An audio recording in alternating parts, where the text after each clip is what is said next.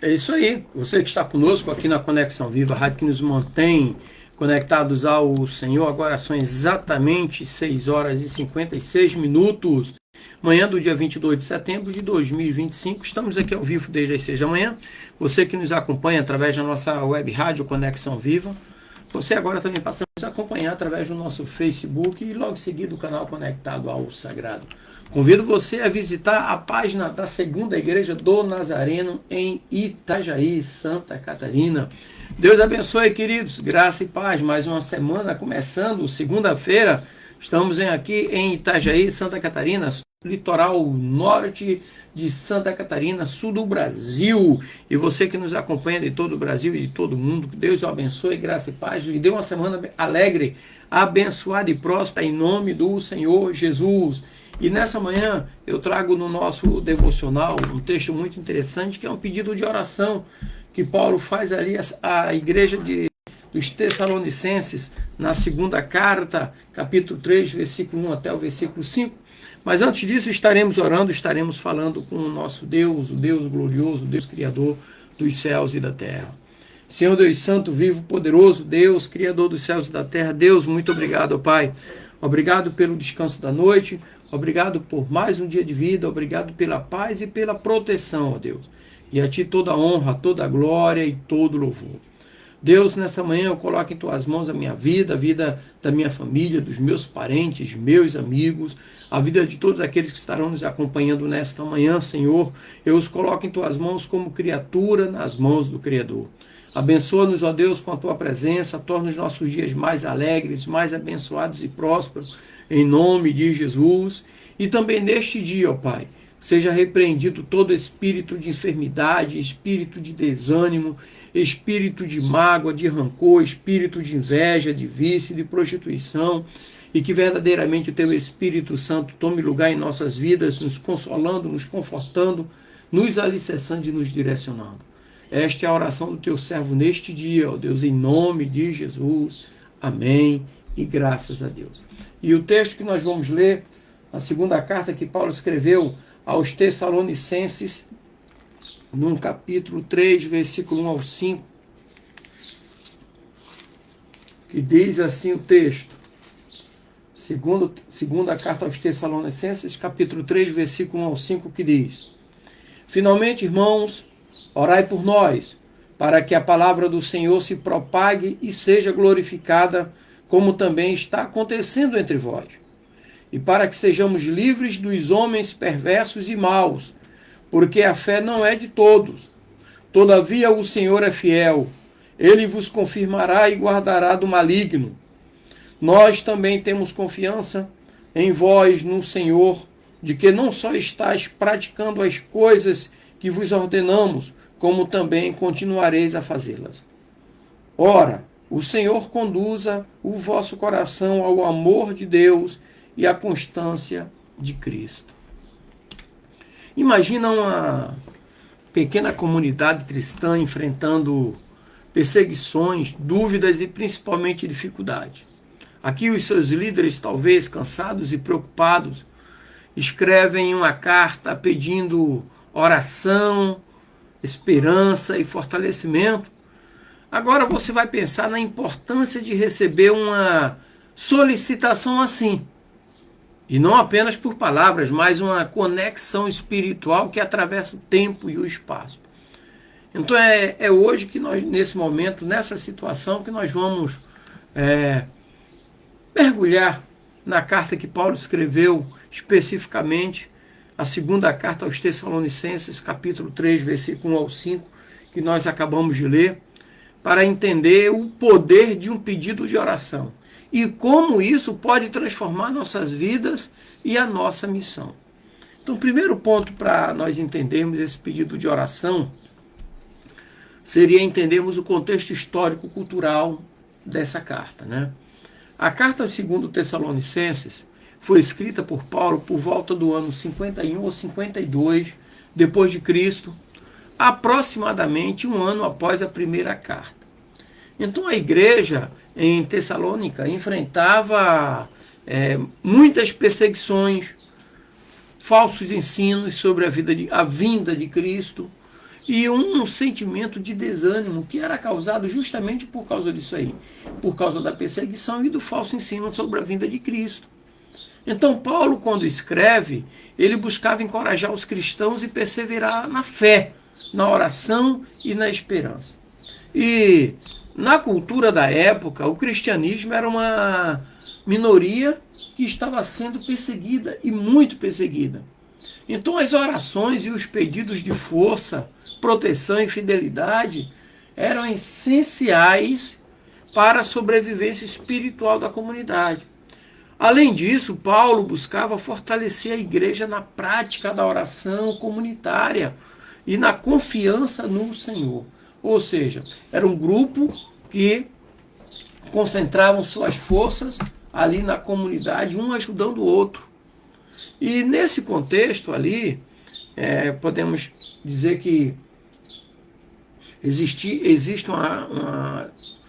um debate teológico, né? Porque nesse contexto Paulo nos mostra que a oração é fundamental na caminhada cristã.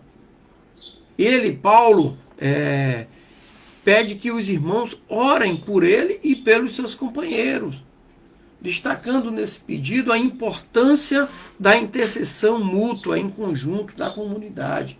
Então a oração não é apenas um ato individual, mas uma prática comunitária que sustenta o corpo de Cristo, sustenta a igreja.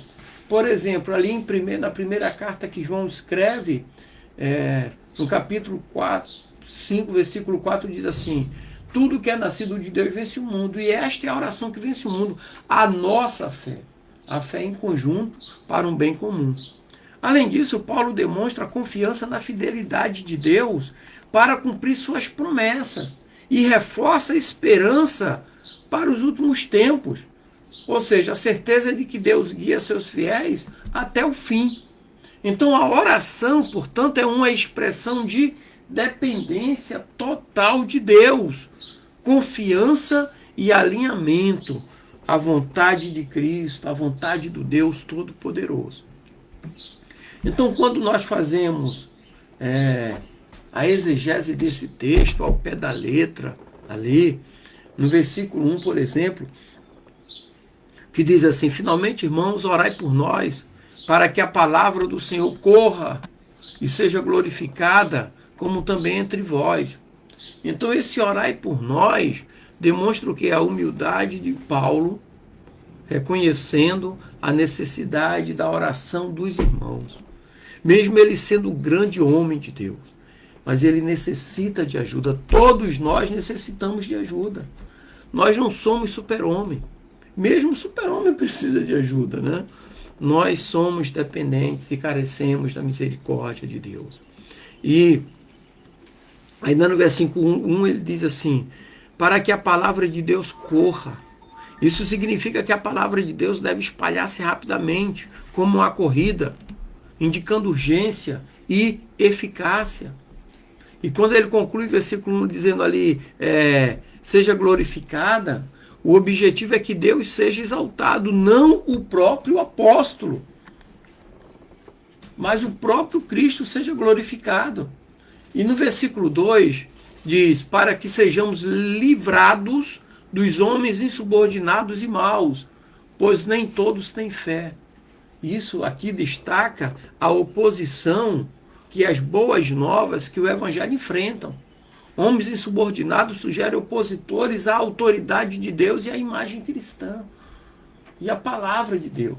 São aqueles que vão enfrentar, vão combater o reino de Deus, como nós conhecemos hoje, nos dias de hoje, século 21, a luta contra a igreja em todo o mundo. No versículo 3 diz: mas o Senhor é fiel, e ele vos fortalecerá e guardará do mal. A palavra fiel é uma palavra-chave que reafirma a confiança na fidelidade de Deus. Fiel. Então Deus é quem fortalece e guarda. Isso é uma promessa de proteção dada pelo próprio Deus. No versículo 4 diz: e temos confiança no Senhor, de que sois vocês capazes de guardar o que vos ordenamos até o fim. Aqui Paulo expressa a confiança na perseverança dos crentes em Tessalônica. São homens e mulheres fiéis. E por fim, no versículo 5 diz assim: e o Senhor encaminha os vossos corações para o amor de Deus e a perseverança em Cristo. Aqui destaca o papel fundamental do Espírito Santo na direção do coração para o amor e a perseverança. Papel fundamental do Espírito Santo na direção do nosso coração para o amor e a perseverança em Cristo.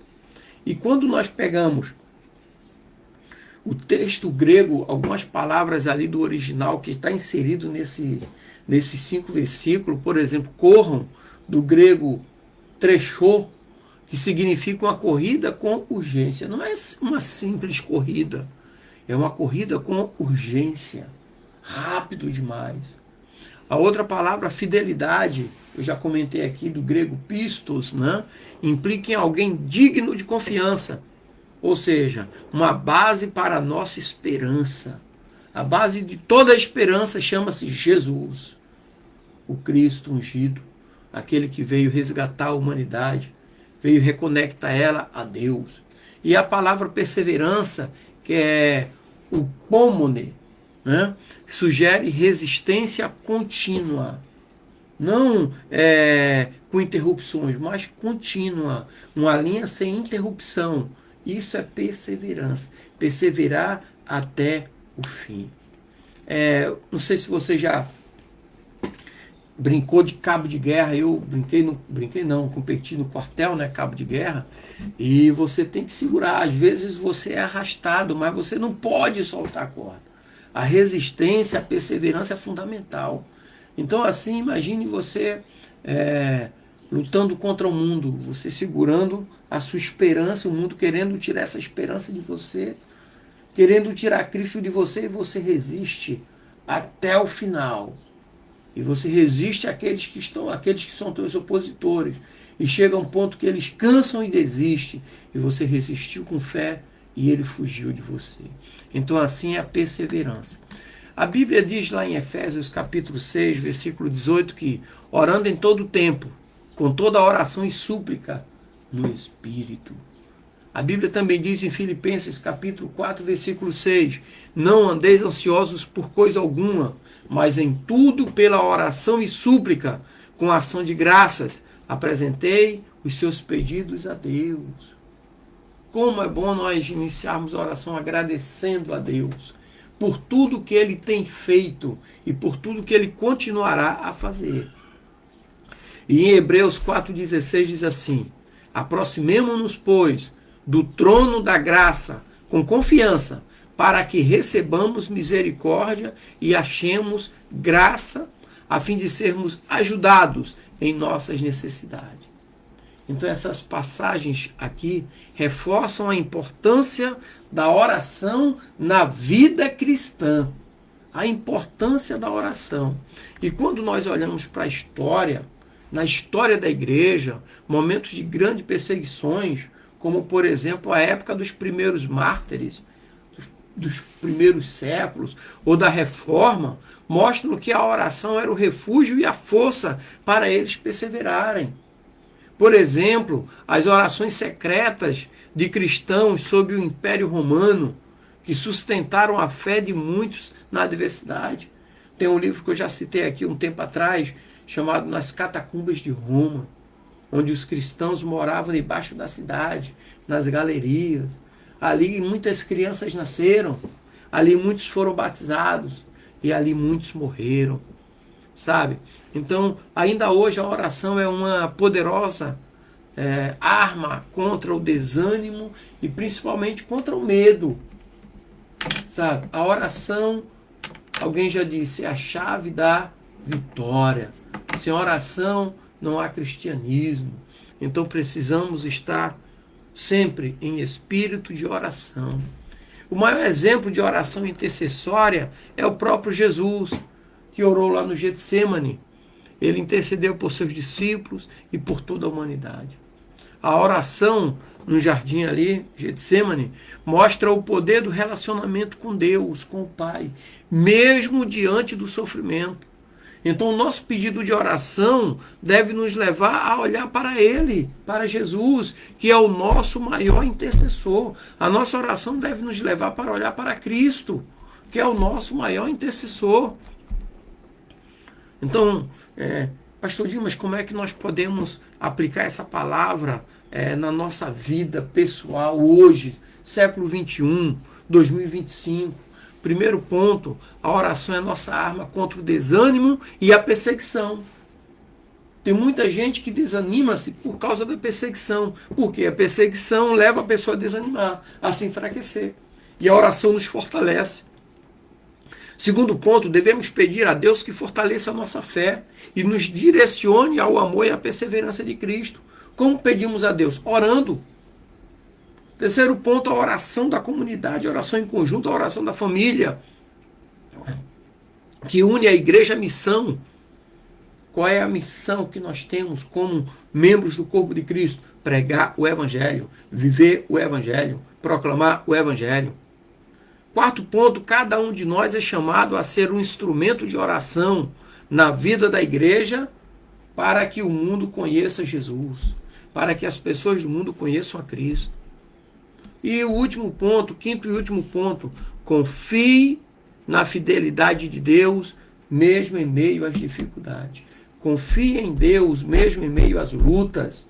Confie em Deus no meio dos grandes desafios, porque surgirão grandes vitórias. Amém, queridos? Então eu quero